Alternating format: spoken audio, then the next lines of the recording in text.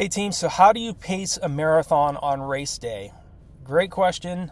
Something I definitely was asking myself when I first started getting involved in marathon running back in 2002. My problem was, and it's for a lot of other athletes, especially early in my career, is I was trying to run far too aggressive in the first half of the race. And then I got past the half marathon point, and by the time I got to mile 16 or 17, I was just struggling to maintain pace. And I ended up walking and jogging several times in my first few marathons in the last 10 kilometers of the race. Because again, went into oxygen debt, was running far too aggressive, and most importantly, a major mistake I made early on is I was not drinking enough in the race. Okay, so I think in terms of, how do you pace a marathon on race day? Make sure that you're not only focusing on your pacing, but that you're focusing on your hydration. Okay, that's why I always tell athletes in training, start dropping your water bottles out every 3 miles or every 5 kilometers along your long run route. Okay, what I used to do when I was living in Colorado was I would drive in every other state I lived in training for these longer races. I would drive the course that I did my long run on, and I would drop water bottles out every 3 miles. And then, so that way, when I started the long run, I could pick up the bottle, I would practice drinking rather than just sipping, and make sure that I could get an idea of how much fluid my body could handle before I started getting cramps. And a lot of times athletes will sip in these longer races, and that is a major mistake because your body's going to be desperately needing proper hydration and proper calories when it comes to the marathon race. Okay, again, this isn't a 5K or 10K. You can get away without drinking in a 5K or 10K, but you're not going to get away with it in the marathon. So make sure you're paying attention to that. In terms of how do you pace yourself in the marathon on race day, make sure that you focus on running that second half faster than you run the first half. Okay, if you're in phenomenal shape and you have the confidence that you've tapered down correctly, sometimes you're just going to have to go for it. Okay, and maybe you will go out faster the first half than you run the second half. Okay, when I ran 2:19, my PR 2:19.35 for the marathon, I went out 1:07.09 the first half and came back with a 1:12.26. Keep in mind, my PR for the half marathon is 1:07.06. So I went out 3 seconds slower than my half marathon personal best. Okay, that on that particular day at the 2007 California International Marathon, I was running with the top Kenyans in the race. I felt phenomenal. Okay, I properly dropped my mileage at the right time. I did a 10-day taper, which I teach other athletes on RunDreamAchieve.com to do. I didn't start dropping my volume or my intensity until 10 days out from my main event. I knew I was ready to run under 2 hours and 22 minutes, which back then was the USA Track and Field Olympic Trials B standard time. I'd run a 1:07.06 half marathon about 2 months prior to running that 2:19.35.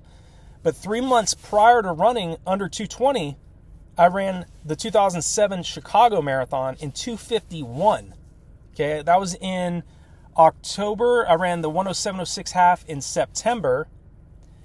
But in Chicago, it was the worst heat in the race's history. I went out in 1:11 the first half, and if the Army wouldn't have paid my way out there, I kid you not, I probably would not have finished the race. So I had to finish the race. I was pretty much walking and jogging the last 14 miles of the race. I'm a cold weather runner. Some of you are more hot weather runners. Some of you are like me, are cold weather runners. I had a really hard time in that heat. Okay, so I had to finish the race. I finished it in 2:51.55. But then just a couple months later in Sacramento on a 42 degree start time temperature, I ran 2:19.35. So do not give up when you have bad races, okay, or poor races. The temperatures and the weather's not always going to cooperate for all of us. Some days you're just not going to be on, okay, but don't give up, okay. I know a lot of you out there have your doubts. A lot of you have, you're human, okay? We all want to push ourselves. We all want to get great results. We all want to see the hard work that we're putting in. We want to see the results of that hard work pay off. And sometimes we have to go through trials. We have to go through setbacks in order to get to those golden moments. Okay, when I ran under 220, I forgot about all those bad races and or subpar or decent races. I forgot all about all those hardships that I endured. Okay, because I knew that if I stuck with it, I would get to that end result that I was looking for. Okay, I was aiming for 222. I got an even better result and broke 220 instead, and got the USA Track and Field Olympic Trials A standard time. Okay, sure, it's nice to talk about successes, but I promise you, I've had a lot of setbacks as well. Go to RunDreamAchieve.com, click on the About page. Okay, I have all of my races, okay, listed. I have slower times, I have decent times, I have very competitive times as well. Okay, but just know that it's not easy just because somebody has a certain amount of talent. Okay, talent that doesn't work hard is gonna get beat by somebody that has a great deal of work ethic. Okay, I didn't have a great deal of talent, but what I did have is tenacity, and that's what drove me to the point where I could get to the type of level of running that I eventually got to. Okay, and the same with you. Okay, what I share with these videos, what I share with the training plans and running courses and monthly coaching with other athletes that I personally coach, I always share that, yeah, it's nice to talk about your successes, but at the same time, be genuine, be humble, and tell also the times where you couldn't break a 3-hour marathon. Okay, I've run 3:04, I think was my slowest ever at Grandma's. Couldn't sleep the night before, so around 2 a.m. I took a sleeping pill, which was the absolute worst thing to do. Okay, I'm sharing this with you because it's another mistake that I made. I don't want you to make. If you can't fall asleep the night before, do not try to take a sleeping pill only a few hours from the start of the race. It ruined my day. I practically walked and jogged the entire race, ran 3:04. But worry about your sleep. Focus on getting sleep the week of your marathon. Don't worry so much about if you can't fall asleep the night before your marathon. Okay? It's natural to just to be up thinking and rehearsing the race in your mind the night before, but focus on getting proper sleep the week of the marathon, leading into the marathon. That's the most important time. The night before, it's natural to not fall asleep. In terms of marathon pacing, make sure that, again, do not try to go too fast, too aggressive, too soon in your race. Okay, you do not want to go into, you don't want to redline, you don't want to go into oxygen debt early on in the marathon. Okay, it's a longer race, so be patient, get into that group that's running the pace that you're aiming for, draft off those runners, okay, do less work, run the tangents. Okay, if you see a right turn coming up and it's on the opposite side of the road, make sure you're always running to the far right of the road. Run less distance than your competitors are running.